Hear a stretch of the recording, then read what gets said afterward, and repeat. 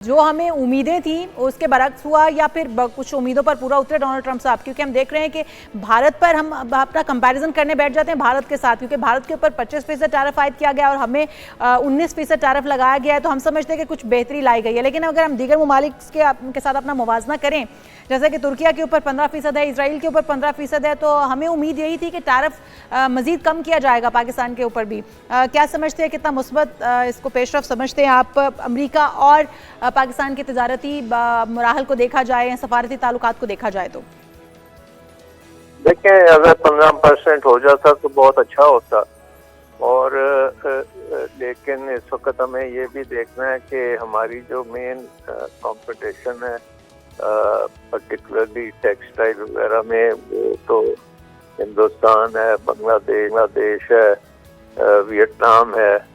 तो इन ममालिक से अगर हमारा जो है वो कम है तो वो फिर हमें फिर डेफिनेटली होगा। लेकिन ये बात भी दुरुस्त आपने कही कि उम्मीद थी मुझे कि ये हमें भी 15% के करीब होगा, तो उस सेंस में अच्छा, अभी कुछ फर्क पड़ देगा डॉक्टर साहब? निगोशिएट करना चाहिए इसके लिए, क्योंकि एक मोमेंटम बना हुआ है, अच्छे और मस्बत बयानात आ रहे हैं डोनाल्ड ट्रंप के, तो आपको लगता है कि मजीद निगोशिएट करने से कोई फ़र्क पड़ेगा? और दूसरा, अगर यही टैरिफ भी रहता है तो इसका कितना हम फ़ायदा उठा सकते हैं, क्योंकि हमारे पड़ोसी के ऊपर तो 25% है, हमें उसका बहरहाल फ़ायदा तो होगा। क्या ख्याल आपका?